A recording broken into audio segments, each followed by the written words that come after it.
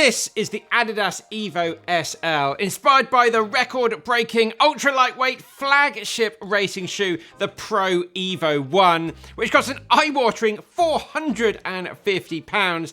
They look pretty much identical. They've both got the same foam in them, the same stack height, and the same drop as well, except this one here costs an amazing £130, a £320 saving. It exists as a more affordable daily and racing option, and there's been a lot of hype around this shoe. I'm sure you've seen it. That's probably why you're watching this video, with Adidas launching this shoe via a ballot a few months back, and now it's finally on general sale. We're going to see what all the fuss is about. But as always, I bought this shoe 100% with my own money to give you that a completely unbiased, unsponsored, unfiltered review. Thanks so much to everybody that subscribes to the channel, likes the videos, share the videos as well. And check out my website, benparks.com. We've got the most amazing running hats and technical gear and 5-star rated training plans to help you on your journey. Right, let's get stuck in. Starting out with the facts and figures. The purpose of the Adidas EVO SL. This is a lightweight daily shoe for speed work, threshold sessions, and racing. I'd say up to a half marathon. Some people have definitely run a marathon in a shoe. I think with my legs, I'd rather have something a little bit more plated in there to get a little bit more assistance. But you probably could run a marathon if you really wanted to. Price-wise, this set me back £130. It was 150 euros, 150 US dollars. Australia and Canada, we're not sure when it's coming out in those countries yet. Stack height at the back, 39mm stack, 32mm stack at the front, and a 7mm, of course, drop over all. Weight-wise, this is incredibly lightweight, just 267 grams for me in my UK size 12. It is a neutral shoe, and with the upper of the shoe, we have this woven mesh. It's incredibly lightweight, a little bit fragile potentially. We'll come on to that a little bit later on. The midsole of this shoe, that's where all the fuss is about. We have a complete full-length midsole here of Adidas's Light Stripe Pro, their most premium foam that you get in their £200 plus super shoes, and that's what everybody is raving about at this price point of £130. You just don't see things like that. There is no plate in this shoe or any carbon rods or anything like that. There is a very small plastic shank in the middle of the shoe, which is just there to help that stability given the amount of foam in the shoe. But as far as I'm concerned, that's not doing anything to aid your speed or aid your performance or help you run faster. It's purely there for that stability. And then outsole wise, we've got Adidas's Continental grip on the bottom of the shoe, their sort of winter version here. The rubber at the back of the shoe is a slightly different compound. But yeah, so far I've been running it in UK winter, and it's pretty good. It's definitely on the thin side. It might not be lasting that long. It's not as good as, say, the grip that you get on the Boston. We'll chat on that a little bit later on. But it's okay. There are no different widths available. Adidas shoes are generally on the narrow side, but these shoes are actually very accommodating, a lot more accommodating than you might expect from an Adidas shoe. People with very narrow or very wide feet probably want to give this a miss, but if you're in that nice middle ground, you're going to be absolutely fine in this shoe. There are different men's and women's version available. It was true to size for me. Right, let's have a chat all about these likes and see how good this shoe really is. My first like with this shoe is just the sheer simplicity that it offers. It's simple, it's fast, it's lightweight, and it's fun. I mean, what a great combination that is.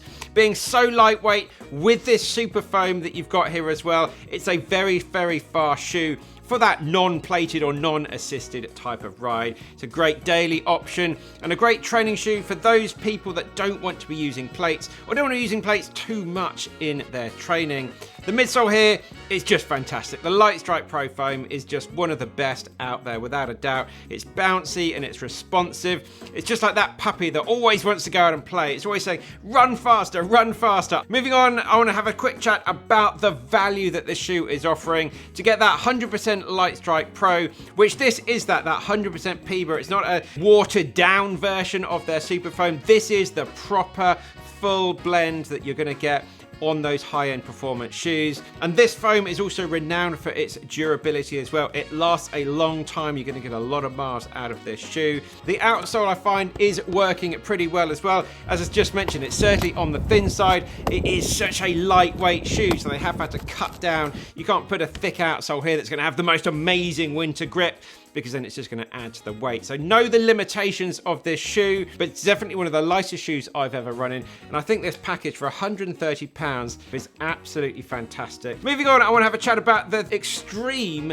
versatility of this shoe. I'm not sure you'd want to run a marathon. I know plenty of people have.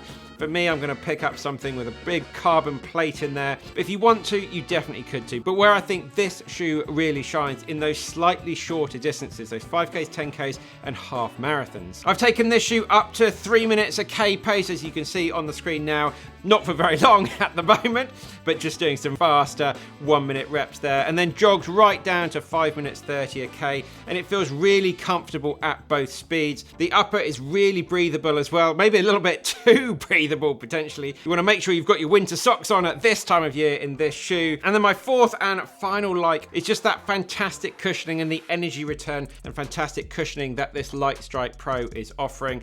This shoe is fast. It looks fast, it feels fast, and it is fast as well. With this big rocker that you have at the front of the shoe, combined with this foam and that lightweight nature of it, it's a shoe that it really is happiest at speed, covering the ground really quite smoothly. It's such a smooth operator, this shoe, and this is where this shoe really comes alive. For me, I know I just said it's really versatile. You can jog in it, you can run easy in it, but it's really best once you start to pick up the pace, those tempos, those thresholds. That's where this shoe really starts to shine. I think most people would want to use this as that daily sort of training shoe for speed sessions, potentially some log run sessions in there when you want to be running pretty fast. Right, let's whip through those dislikes. Starting out, when I have a chat about the laces and the tongue. The tongue is just a little bit on the short side. If you want to do some heel lock lacing, you can just about, but it's really not going to work out very well. And it also does move around. It would have been nice to just add a little bit of material to make that tongue a gusseted tongue. It would have just held it in place so much better. At the moment, it just moves around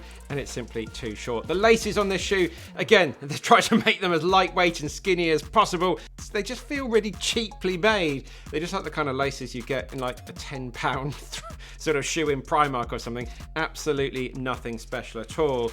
And then moving on to this whole like draw thing and this hype thing, these micro limited releases all to increase that hype, the big social media buzz, all that sort of playing on that FOMO. You've got to get in now or you're going to miss out. And then people do miss out and the next drop comes in a little bit bigger and then that all sells out. Well, is it worth that hype? Well, it's a nice shoe. I've really enjoyed running it, but the hype is absolutely crazy.